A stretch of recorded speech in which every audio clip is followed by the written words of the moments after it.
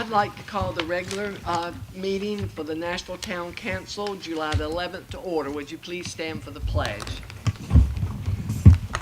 I pledge allegiance to the flag of the United States of America and to the republic for which it stands, one nation, under God, indivisible, with liberty and justice for all. Let us pray. Father, we invite you again into our meeting to lead us and guide us, give us your wisdom and knowledge in making decisions for all the citizens of Nashville. Amen. The first item on our agenda are our minutes, and the first minutes were for May 17th. Were there any corrections to those minutes on May 17th? I have one, Mayor. Okay. On page 5, about a third away from the bottom, where it says Mayor Pro Tem Hobbs asked if the $466 million was the actual tax value, not rate, but tax value.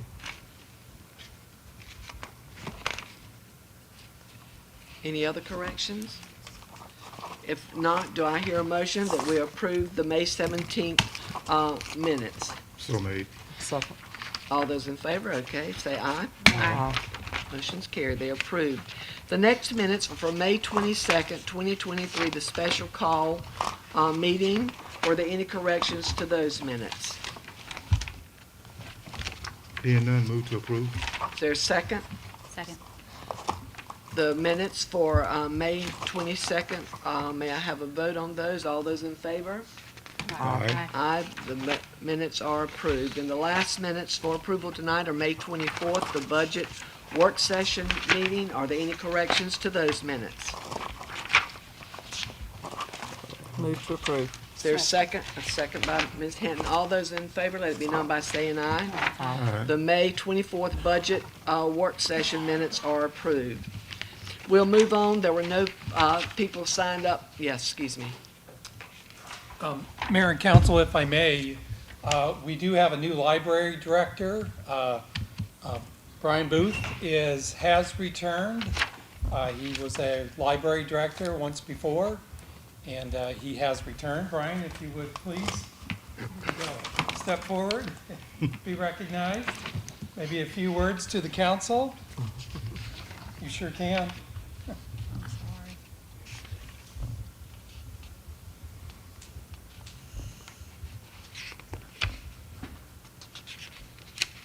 And you may have a speaker.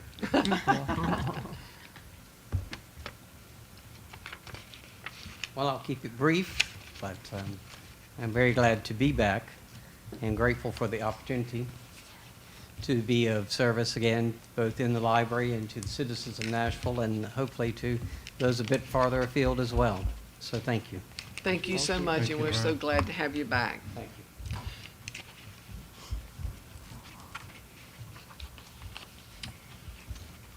Elizabeth Jones is signed up. Come forward, please state your name and address. Good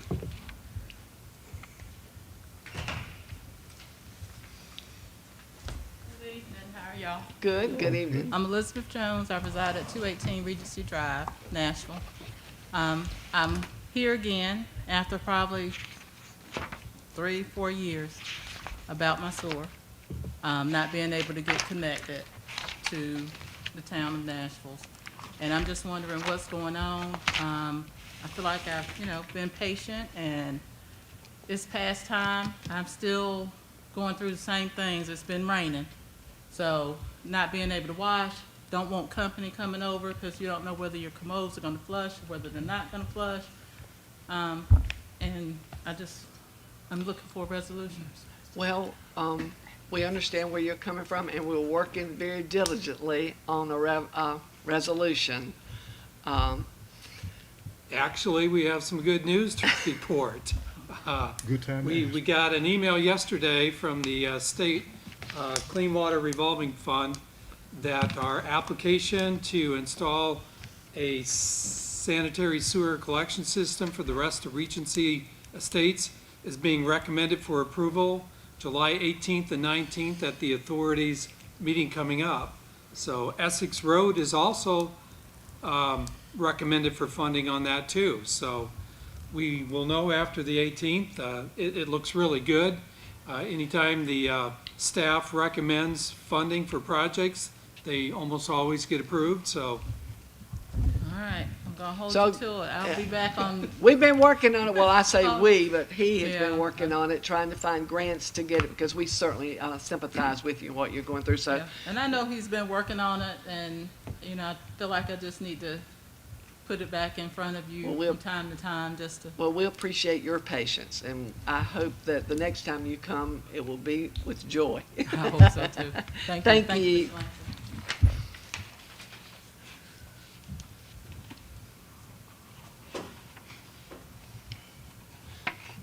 Mike and Hope Edwards, which one's speaking? Could you please come forward and state your name and address and talk to us?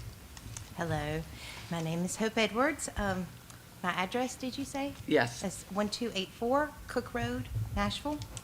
Just in the ETJ, right outside of the city limits, town limits.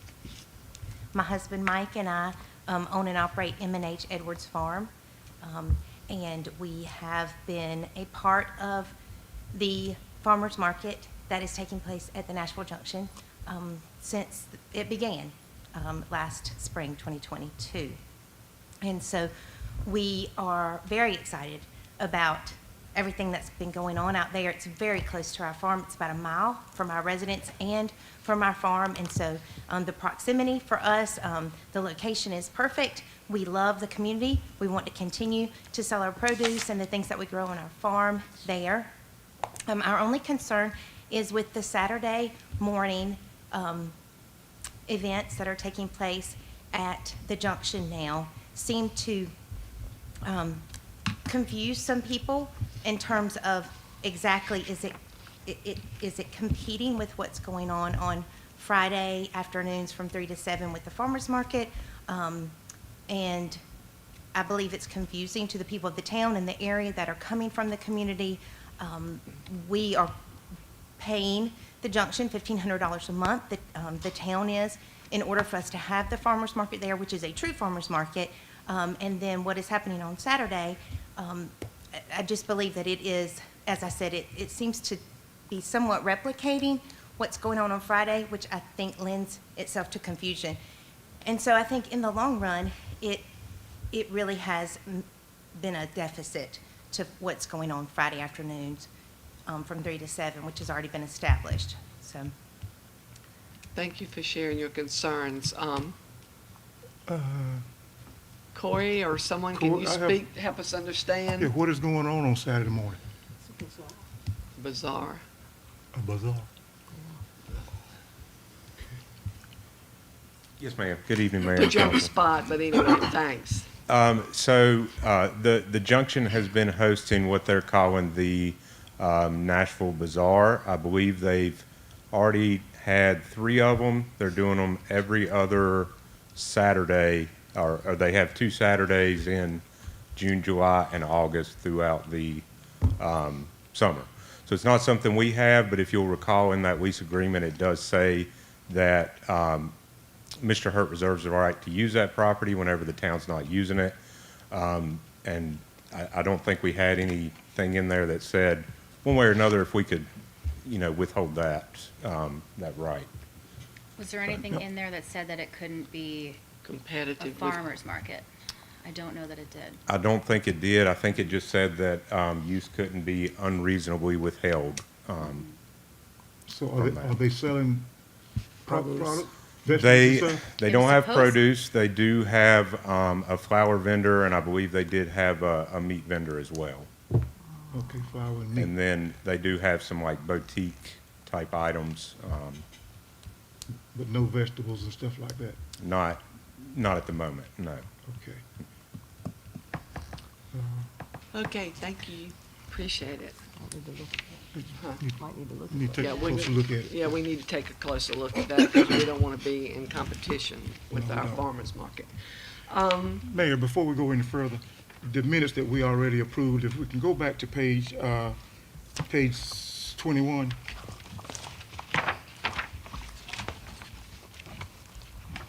down at the very last paragraph, the reason I didn't speak up a while ago because I couldn't find it. I asked once the bill was cleaned up, would the town be privy to the cleanup in addition to being able to read it before it shows up in the newspaper? And if my memory serves me correctly, Mr. Davis assured me that he would make sure that we had a chance to look over the new rewritten and the cleaned up amendment before it hit the press, and that's not in here. But I think that needs to be listed there. He did affirm that he would make sure that we had a chance to look it over before it was hit the press. So if that can be injected into the paragraph, I'd appreciate it. That was it. Do we need a motion for that? And Do we need a motion for him to do that, to have that looked at, or not, Raz? I think on an item like that, you could probably just say unless there is an objection, you'd ask the Okay. clerk to take that action. Okay, unless there's an objection, then we'll take that action to get that. thank you. Thank you. The next item on our agenda is the Nashville Run-In Festival. So this is been on the agenda a number of times. This is third time actually. So we do have it scheduled for a public hearing, and the reason why is the route. Travis Hedgepeth has changed the route once again, and this time. And I had given them, I passed some out, and some of them I handed them the new routes. not- Yeah, the new routes are loose on your. We have those, yes. Who got 'em? Yes, there. He didn't get those to us till late, but it has to do with the 10K and the 5K, or the 3.5 mile and the 6.2 mile.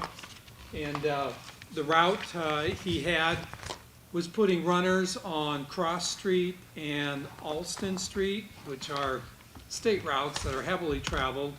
You know, the concern with Cross Street in the morning is Braswell's trucks are still pulling out feed on Saturday mornings going to their chicken houses, and we would have runners running alongside semis. So Travis took a look at that, and he came up with a way to route it through that same neighborhood without putting it on Alston or Cross Street. So because that route, those two routes have changed, you know, it required to go through the process of a public hearing all over again.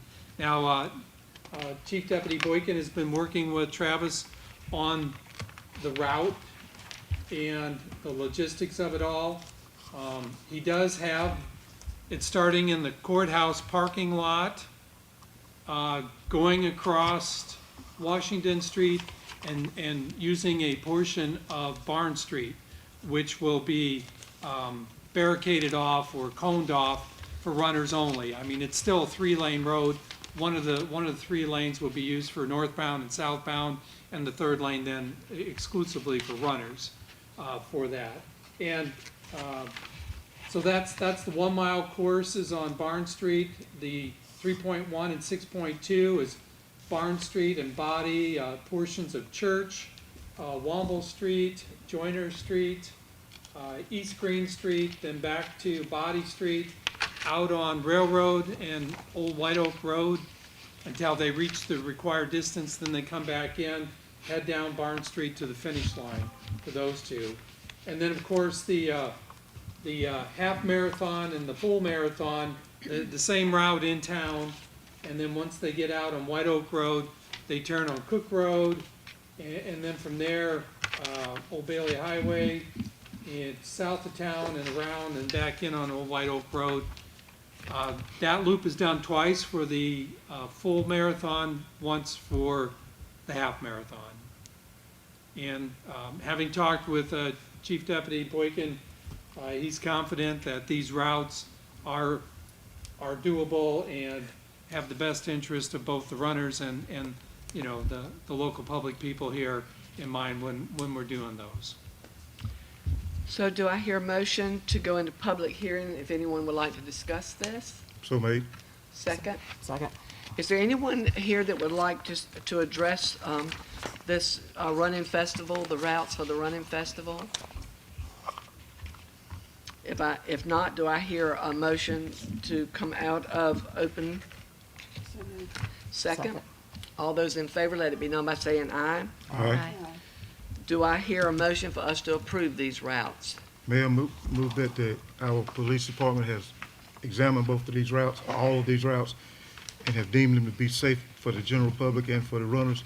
Move that we approve. Is there a second? Second. All those in favor, let it be known by saying aye. Aye. It is approved. The next item on our agenda is creation of a rock memorial garden at the entrance to Stony Creek. That's exciting to the environmental park.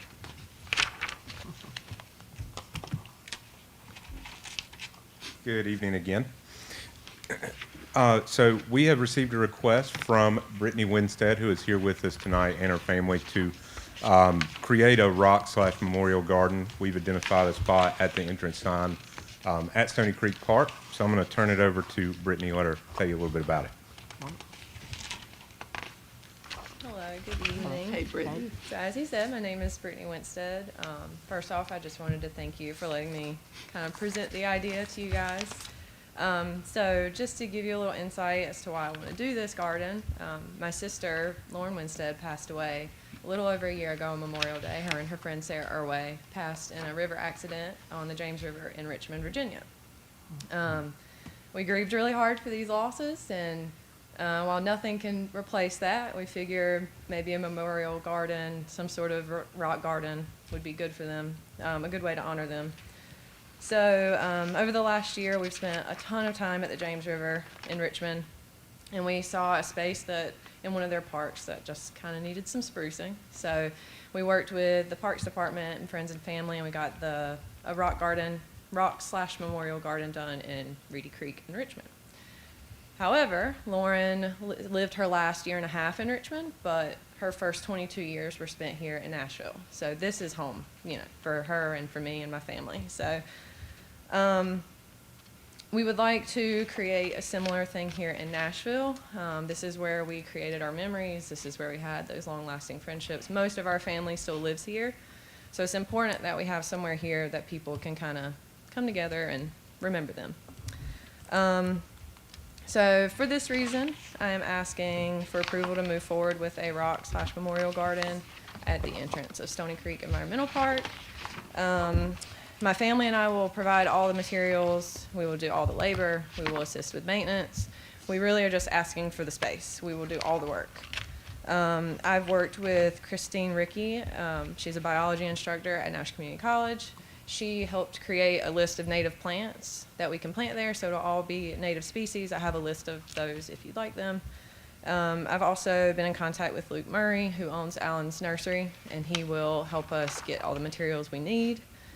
So this space will serve as a memorial, but it will also be a space for others to come and find and hide and replace painted rocks. This was something that was really important to Lauren and her Nana. They always painted rocks together, and then we'd go out into parks and hide the rocks for other people to find. It's just a good way to kind of spread some positivity and good way to be creative. So my family and I created a group on Facebook called Pretty Girl Rocks.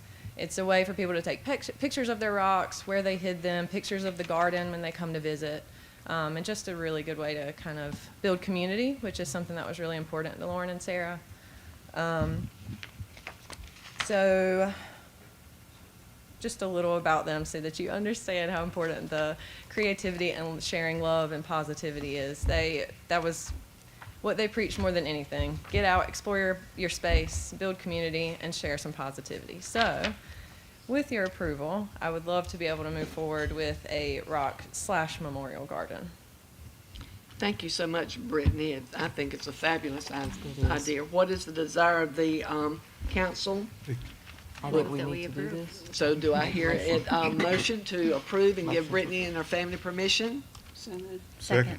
All those in favor, let it be known by saying aye. Aye. That is really exciting, Brittany. I cannot wait to see it. Yes, thank you. Coy, do we anticipate letting her put her garden in front of the existing sign or behind the existing sign? Or have you ventured that far out yet?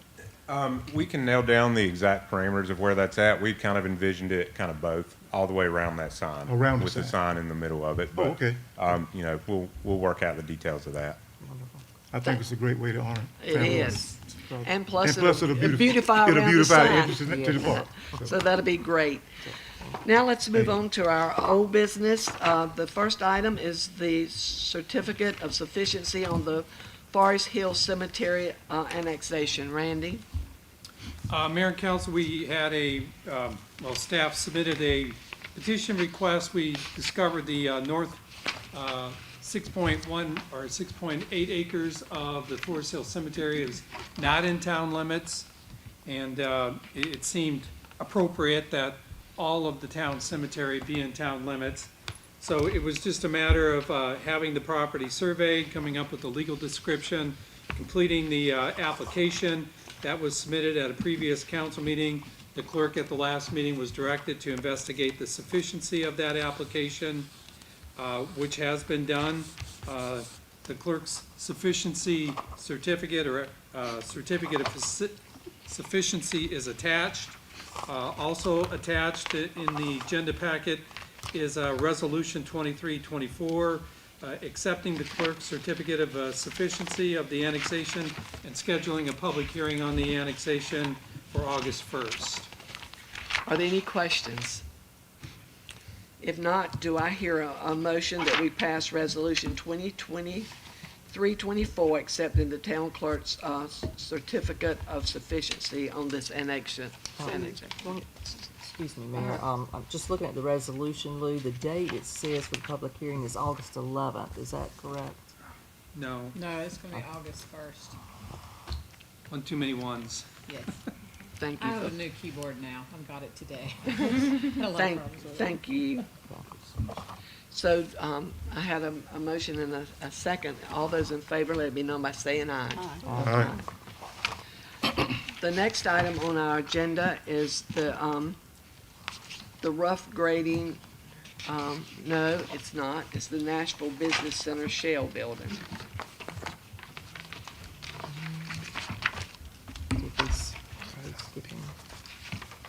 Well, how about the rough grading engineering agreement? That'll work. It's wrong on my, no, excuse me, I'm fine. Go ahead. On page 69, well, as you know, the town received a grant award from the Golden Leaf Foundation June 1st for $407,555, and that is to complete rough grading on Lot 3 in the Nashville Business Center on Industry Court. It's the north lot, the one at the end of the cul-de-sac.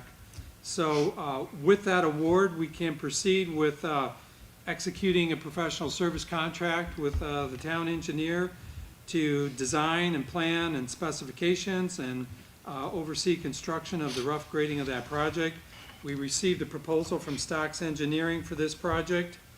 And per the Minnie Brooks Act, North Carolina, since that proposal is under $50,000, the council can exempt this project from the requirements of selecting professional services based on a qualification basis.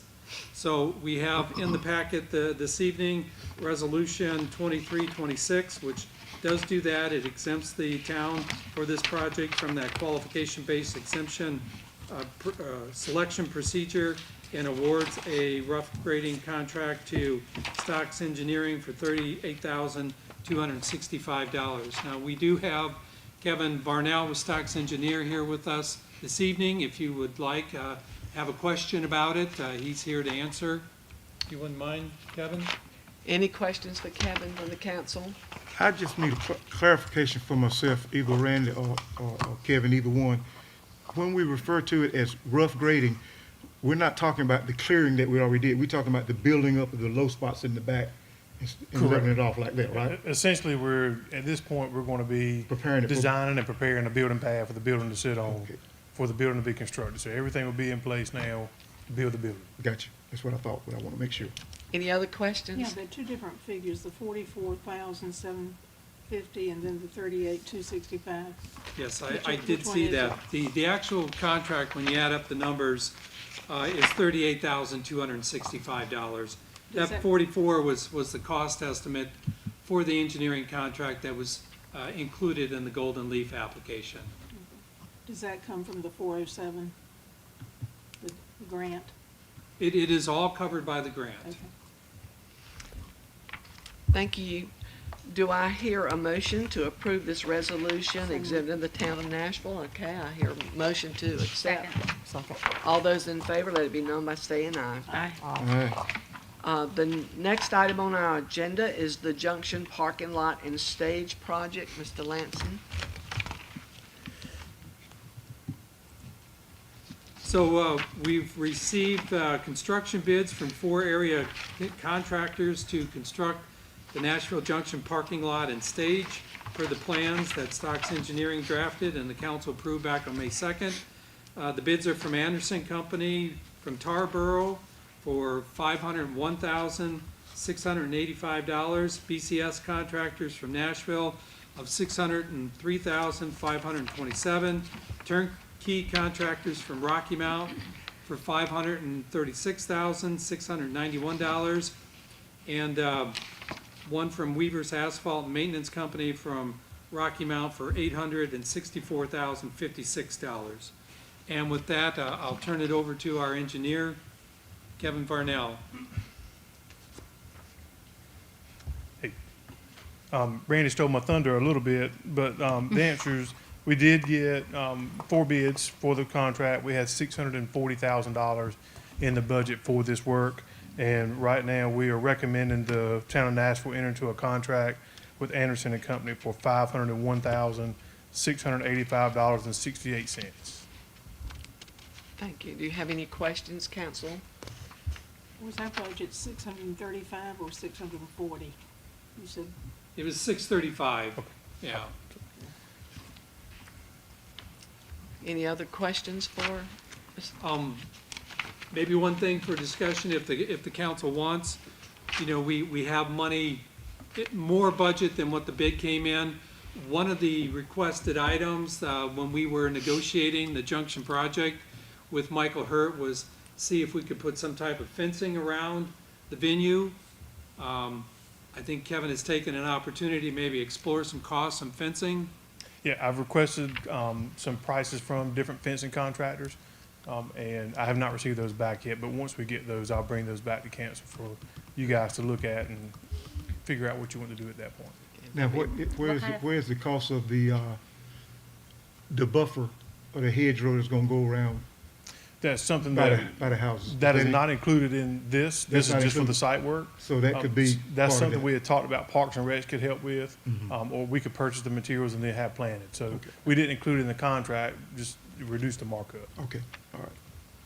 Yeah, I'd rather attack helping out with sound and making a buffer between the junction and the neighboring property Right. before Before putting the fence up. putting a fence fence around. up. I Right. agree.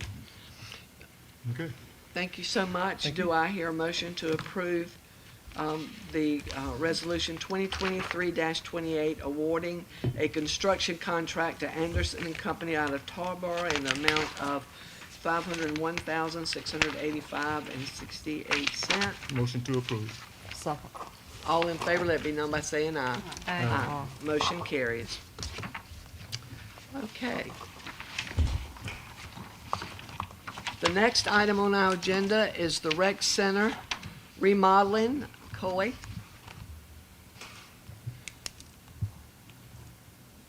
I think y'all might get tired of hearing from me before the end of the night. No, we won't. As you know, Dawson Construction Services, the town hired them late in the fall to work on the plans for the recreation center. Those plans have been completed. They've been approved through Nash County Building and Inspections, and we've got our zoning certificate from the town. So the next step in that process is to seek bids from area contractors for construction. We have a proposal, and I would like to suggest to council consider hiring Dawson Construction Services to oversee construction. The price of that is $10,500. As far as our estimate on what it's going to cost, kind of similar with some other projects we've seen, we're not really sure until we get those bids back what it's going to be. We're estimating between $150,000 and $350,000. We're hoping that's more on the lower end. As you know, council did budget $125,000 for that project.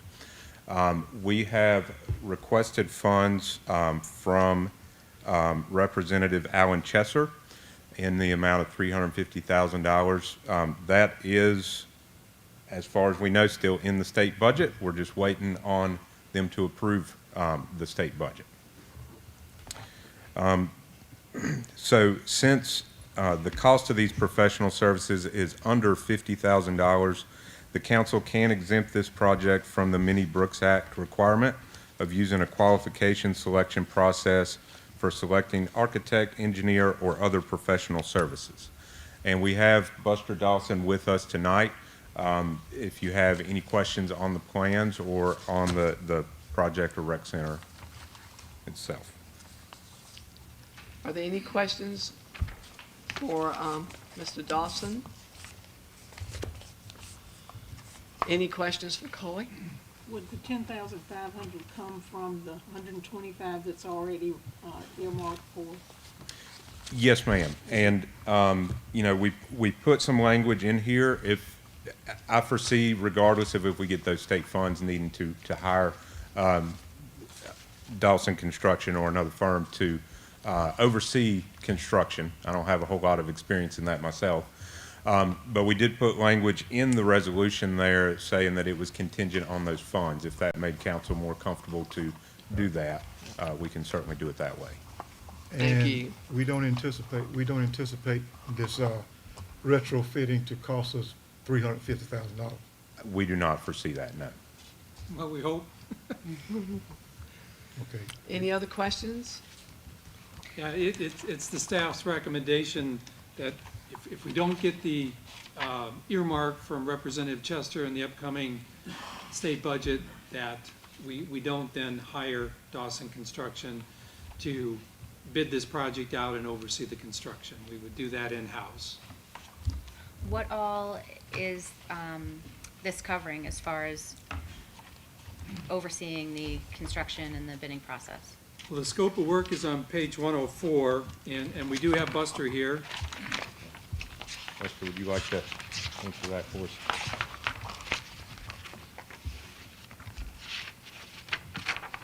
And we did change the location of the page numbers on the, Yes, very helpful. they're at the top now. And Thank you. I'm Buster Dawson with Dawson Construction Services. Our services will include following state bid guidelines for this project, as we do with all public funded projects. In advertising, in our area here, we advertise in Nashville and Rocky Mount in the local paper one time, as per state law requires, and advertise the bid with a description of what the project consists of. We hold a pre-bid meeting of all interested contractors who want to bid on the project. And then we have an assigned bid opening date where we would oversee the bid opening. And after the bids are opened and tabulated, we would make a recommendation to the town as far as the award of this whole project. And it's at that time that it comes back to council to be approved and based on the cost of the project. After that's done, we would generate the contracts on behalf of the town to the contractor and get those executed. This project would be bonded. We'd have a bid bond attached to the bid process, as well as a bid security for the performance and payment on the end of the project. During the project, we would make routine visits to the site to make sure that all work is being done by the guidelines and by what's on the plans that were generated. And then at the end of each pay period, which is a month, when the general contractor submits the payment request, we would review that and then upon approval, submit it to the town for payment. Also, during the process, any equipment that's being used, we would ask for submittals from the general contractor so that we can make sure that the specs are being followed. It's on the planning, the documents that were sent out to bid. We do this through the period of the project, and at the end of the project, we would do a final inspection and a punch list. After all this is satisfied, we would make recommendation that the town accept the project, and then we would generate closing paperwork on the project, which would be warranty and return of the bonds. Thank you. Okay? Any questions? All right. Thank you so kindly. Move to approve the resolution. Second. All those in favor, let it be known by saying aye. Aye. The next item is donation of surplus police cars. Mr. J.T. Winston, the police chief.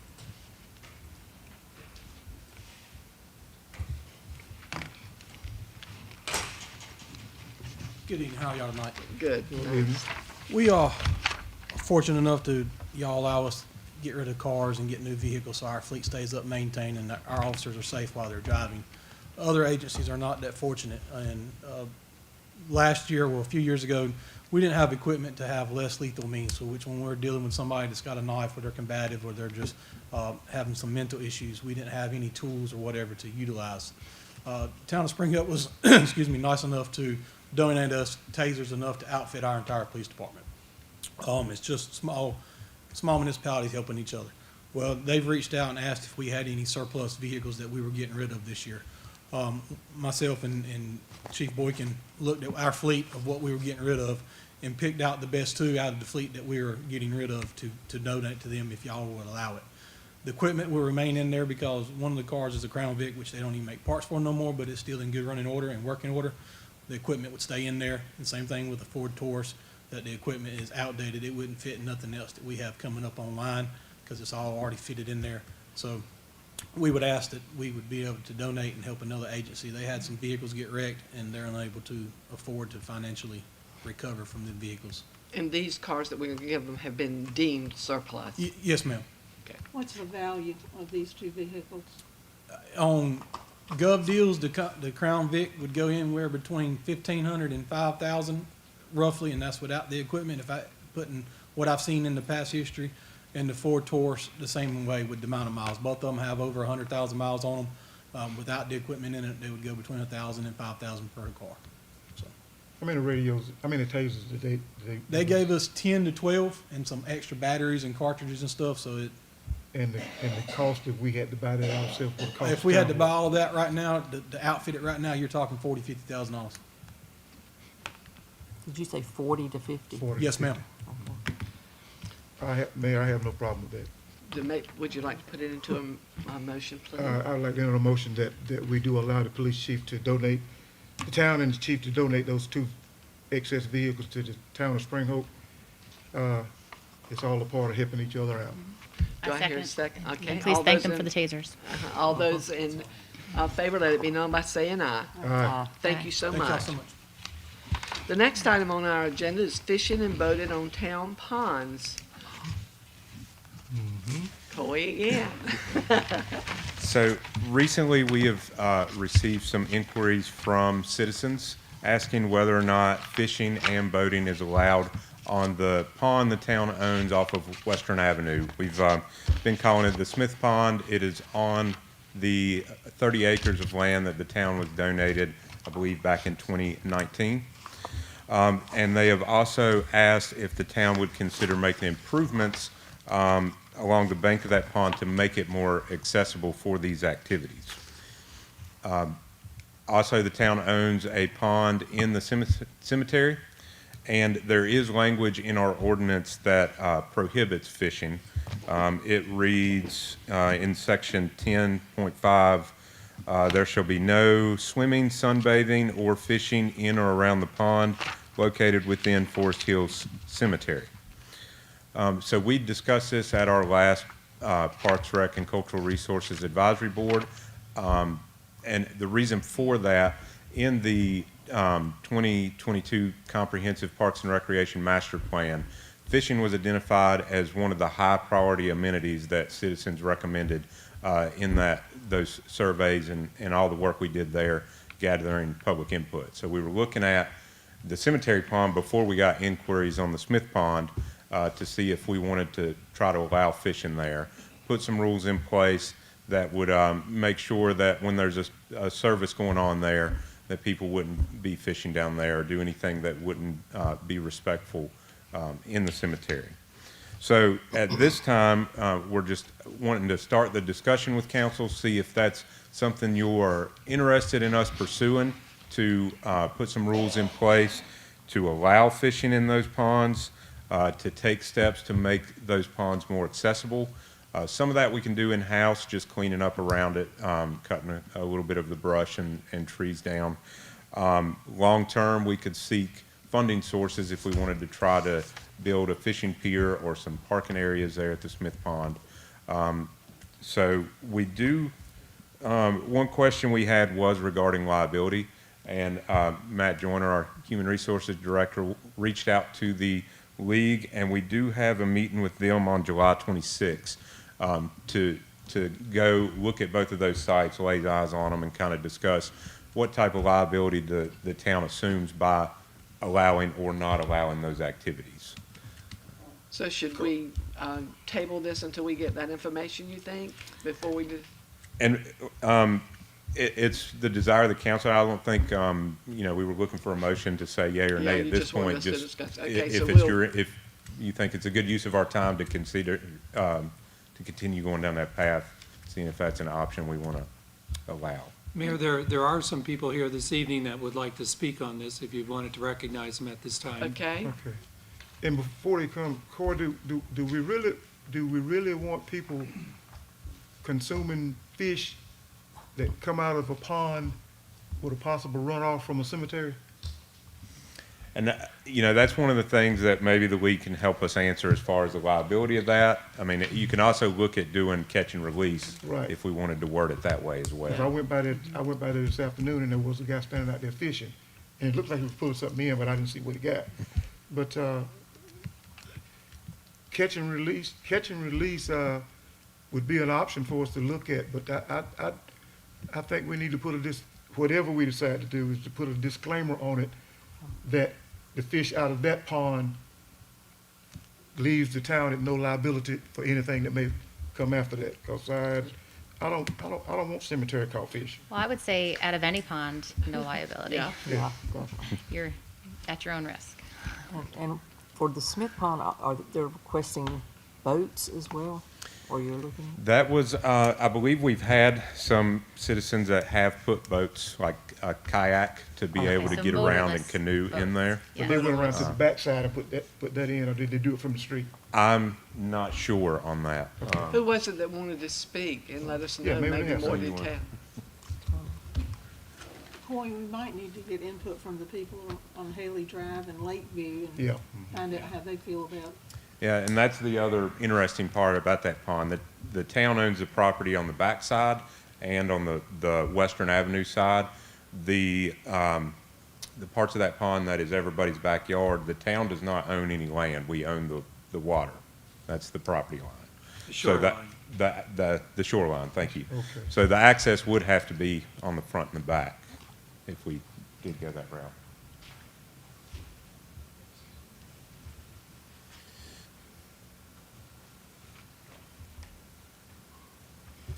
Tony Koenig, 708 Westview Court. Name's Tristan Seiler. I live at 611 Western Avenue. The reason this kind of came up, several years ago, town got Smith Pond. Of course, it didn't take long for word to get out, there's fish in it, and everybody's going to show up fishing it. And as time goes on, more people are fishing in it. And a lot of fish they're looking for are on the far side of the pond. You have trouble fishing from Western Avenue right now because it's all grown up. But even so, they still want to go to the other end of the pond where the fish are at. So people have put in paddle boats and kayaks and what have you. And I don't know if it's just the teenagers that are having the problems or the adults also. Some of them have been hearing from the teenagers. But apparently the homeowners, or at least a few of them anyway, have been pretty much telling them that boats are not allowed on the pond. Well, at this point, I guess there's no ordinance that actually covers that pond. everybody just assumed, well, you know, it's a town pond, we can put a boat in it. And I've seen John boats, what have you, in it. Now, none of them have any motors on it. I think I seen one guy had a troll motor on it. 4th of July weekend, it was getting used. Just this past week, I'm home from work, the guy had a John boat in it, and they're all adults. But I'll let you tell what happened to you. So I fish at that pond a lot, and there's so much grass on the side of the road, I have to put in the kayak to be able to access the pond. So I've been out there 2 years. I've been fishing that pond, and I've never had anything happen, but recently I've had, put the kayak in around 5, 6 o'clock. I had a resident come up and tell me out their yard, come up and tell me that no motorized boats are allowed in the pond. Well, I just got the kayak, you know, I got 2 paddles on the end to get around and stuff, and I wasn't doing anything I wasn't supposed to. So I left. I didn't talk to her, I just left. But the only way I can get in there is if I slide the kayak in. Because if I go along the bank and stuff, there's trees. I've hooked a bunch of trees and stuff, brush and grass. I've noticed cats like to hide and all that stuff. So I go down there, cat comes running into the water. A little bit of surprise, but that's about it. It's a really nice pond though, but that's the only incident that I've had. Thank you. What kind of fish are in that pond? All sorts. There's I mainly fish for bass. I'm a bass fisherman. That's how I go for bass. I've caught bass, brim, all sorts of fish. And the town, I'm not eating them. I catch and release. You catch and release? Yes, sir. But the town of Nashville, as far as I know, has never fed any of our ponds. So where these fish coming from?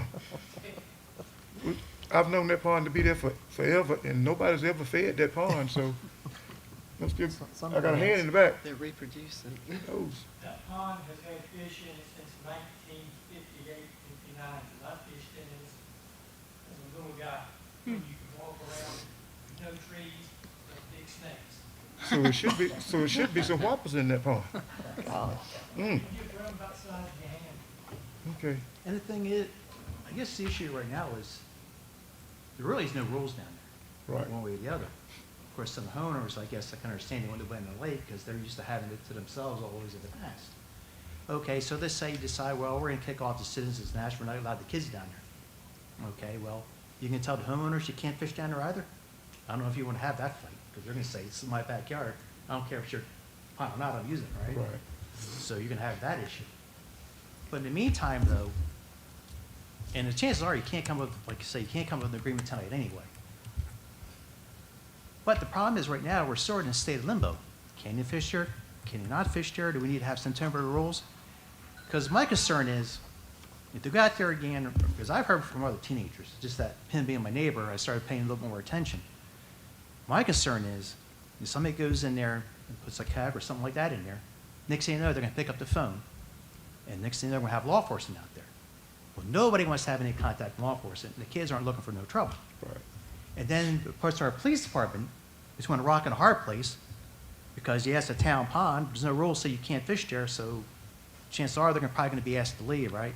I don't know, but I don't think we want to put our police department in that position.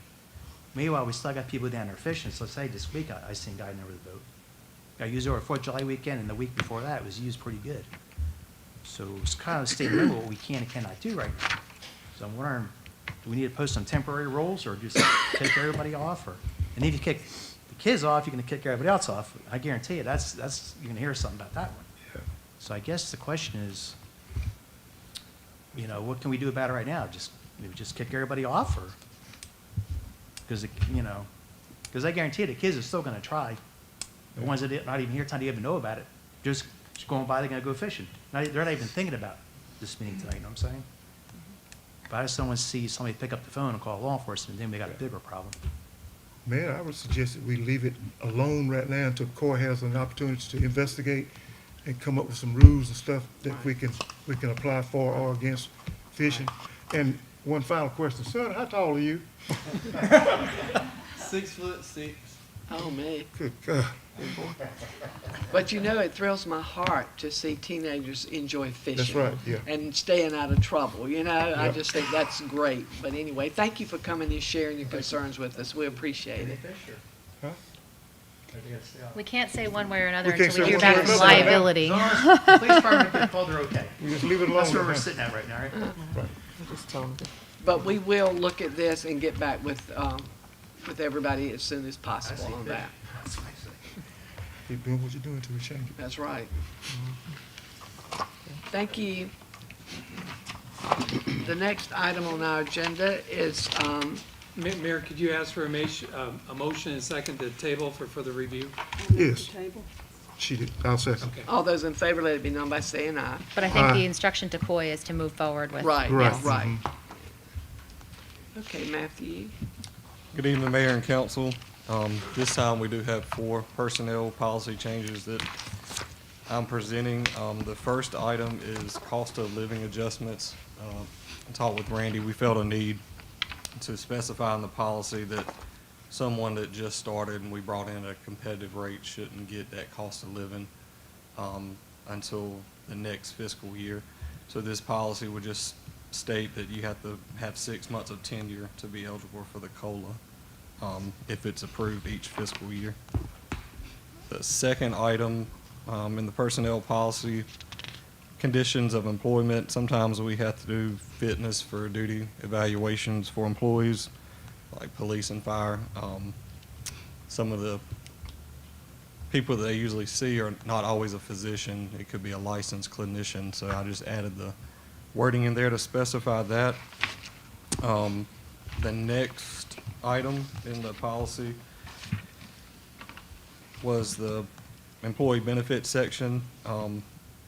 We felt like it would be a great benefit to offer our employees the parks and rec services and classes and building rentals at a resident rate, even if they live out of town, just to help with the revenue for the department and also give a benefit to our employees. And the last item in the personnel policy that we're presenting is a second floating holiday. As you know, we're still dealing with recruitment and retention challenges, especially in our public safety departments. We'd like to add a second 8-hour holiday for full-time employees, and we also clarified that part-time employees who receive benefits are eligible as well. Any questions? On the first article related to the COLA matter, are you suggesting this be retroactive to July 1? No, it would start today for the next fiscal year. I think everybody in this past group got approved for that COLA. We went ahead and did it. Any questions for Matthew? If not, do I hear a motion to approve the changes to the town of Nashville's personnel policy? Move to approve. Second. All those in favor, let it be known by saying aye. Aye. Aye. Thank you Matt- so much. And Matt, thank you so very much for looking at all our policies. You seem to be cleaning up quite a bit of stuff that we've been working with. The next item is the rescue truck number 14 for sale listing. Chief Joyner?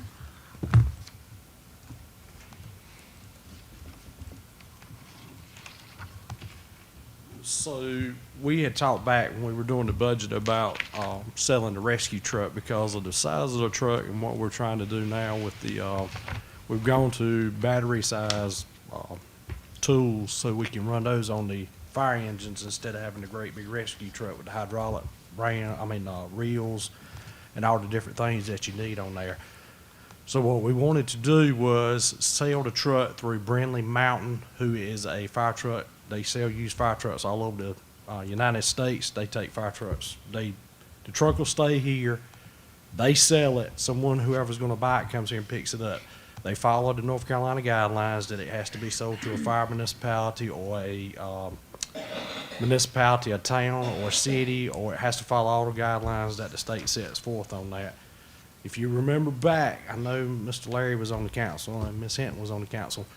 2013, we sold the tanker through Brindley Mountain also that we had. So we've used them before to sell trucks. So this is not the first time we've used them. They have a outreach, they have a large pool of fire departments all over the country that buy trucks from them. So that's the reason why we went. The way this will be handled is, Chief Whifford will take the time to communicate with them, and he'll be the one that does all that because he takes care of our truck maintenance and everything. Once we sell this truck, what we want to do is replace the brush truck that we have with a pickup truck with a sliding unit. The sale of this truck will cover the cost of that, so there'll be no cost for us to buy a brand-new truck to put the brush truck on the road.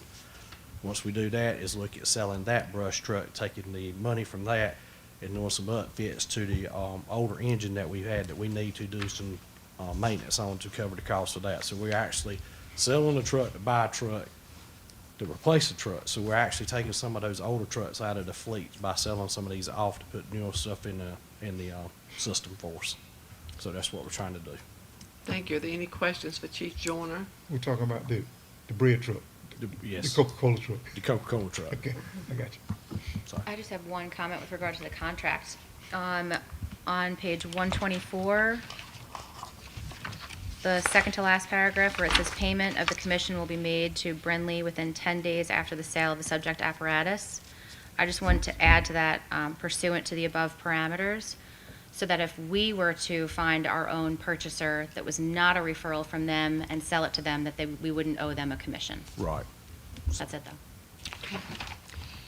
Do I hear a motion to approve this with the change that, I just have one question. You said the value is between 30 and 60. No, that is the value they put in there. We talked with Brindley Mountain. Brindley Mountain believes they can get between 70 and 80 for that truck. So we put it at 80. You can't go up. You can always come down. So we put it at 80 where they said should be at. So. any other questions? Okay, thank you. Is there a second? Second. All those in favor, let it be known by saying aye. Aye. Approved. The next item on our agenda is the fire hydrant meter fee. John?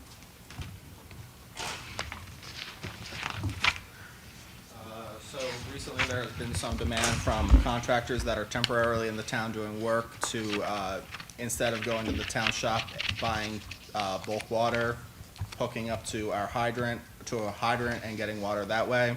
Currently, there's no set fee in place, so this is just establishing a fee and allowing us to bill for that. Any questions for John?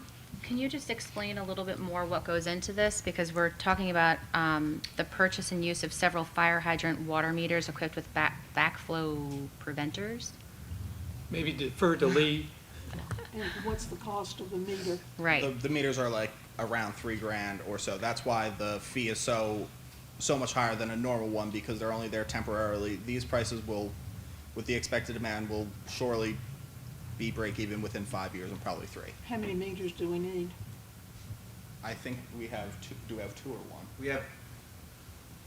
Currently, we have 2 hydrant meters, and I think we're looking at getting a third. Like John said, the total cost is around $3,600 for all of the pieces and parts that make the assembly. And the hydrant meter is meant to provide bulk water, at a greater volume than, a faucet or something, a hose hookup. But that way the system's protected with the backflow, the water consumption's captured with the meter, and everything is safe and secure. So the 2 we already have work fine, we just need another one. Correct. And we need to establish. And we need a policy in place to Right. smooth out the process. And I guess this is the highest we could go on fees for recouping this before it becomes just cost prohibitive and they wouldn't do it anyway? Okay. Basically, yeah. Okay. Did you have a question? One day I saw someone hooked up to a hydrant, and I didn't even know if it was legal. I thought maybe they were getting water illegally. And Randy, I think I mentioned that to you. Yes, on the back street where you have the 1 meter set up by the city garage or the town garage, that's where people come now to get bulk water. Okay. Correct. And if you see somebody hooked up to a fire hydrant and you got a question, call us, because That doesn't they sound shouldn't right. be. We're not supposed to be doing that. It looked kind of suspicious. Thank you so much. Are there any other questions or comments? If not, do I hear a motion to? Move to approve. Is there a second? Second. All those in favor, let it be known by saying aye. Aye. The last item on our agenda is to reschedule this September 5th Town Council meeting. And this is from our town manager. And he would like to request the council reschedule the September 5th, 2023 Town Council meeting to Tuesday, September the 12th, 2023 at 7 p.m. and to cancel the September 19th, 2023 council meeting. Are there any questions or comments about that? I move to. Approved. Is there a second? Second. So, All those in favor, let it be known by saying aye. Aye. Aye. Thank you so very much. At this time, do I hear a motion to go into closed session? move that we go into closed session per North Carolina General Statute 143.318.11A5 on acquisition of real estate. All those in favor, let it be known by saying aye. Aye. Aye. Okay, and we will go to the back to meet with, Well, if the meeting's over, You wanna, yeah, we can go in back. Before everybody leaves, I need to remind the council again, and I've done it before, but I will not be here for the August 1st. August 1st meeting. I will be out of town. and for those of you that came, that will be leaving, we thank you so very much for coming to the meeting, and we'll just appreciate your input. So thanks again for coming. I have one question, Randy, and this is for the police department. On Drake Street, people are still parking on both sides of Drake Street. That it's one way. I thought we had relegated everyone to one side, either the east or west side. Well, the signs are up. I don't know if the new signs are up yet, I but, think they are. Lee, did you guys install the new no parking signs on Drake Street yet? We installed signs on Vale a while back. Drake hasn't been installed. We're waiting until all the construction fences came down. Oh, okay. Yeah, the effective of those parking changes, I think the resolution that was adopted said upon completion of the detention center construction project by Daniels and Daniels, when they open the street back up. Okay. Then we'll put the new signs up and we'll enforce that different parking scheme on Drake Street. But Vale's been looking good so far, as far as we know. Yeah, every time I drive through there, there's only cars on one side now. Right. Okay, do you want to stay out here and wait for everyone to leave? That'd be fine. I'm good with And either. then give you a little break to stretch if you'd like. Thanks again for coming. Thank you.